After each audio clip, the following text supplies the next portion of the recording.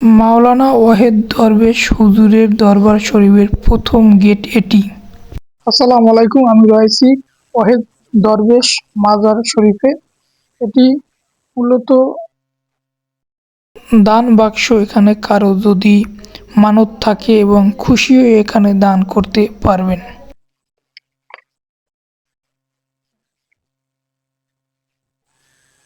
তিনি এমন একজন দরবেশ ছিল, মানুষে তার কাছে যদি বলতো লাউ গাছে লাউ হয় না, তিনি ওই লাউয়ের আগাটি কেটে ভেঙে মাটিতে রোপণ করে দিত এবং সেই আগা থেকে শতে শতে লাউ হতো। তিনি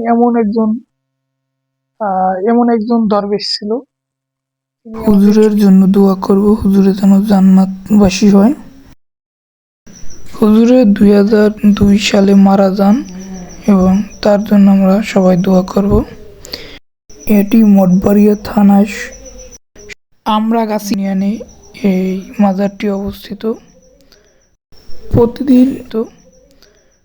প্রতিদিন এখানে মানুষ কবর জিয়ারত করতে আসে। মানুষের কাছে শুনতে পাই হুজুরে যা বলতো মুখ দিয়ে তাই হতো। তাই হুজুরের জন্য আমরা দোয়া করব এবং হুজুরে যেন জান্নাতবাসী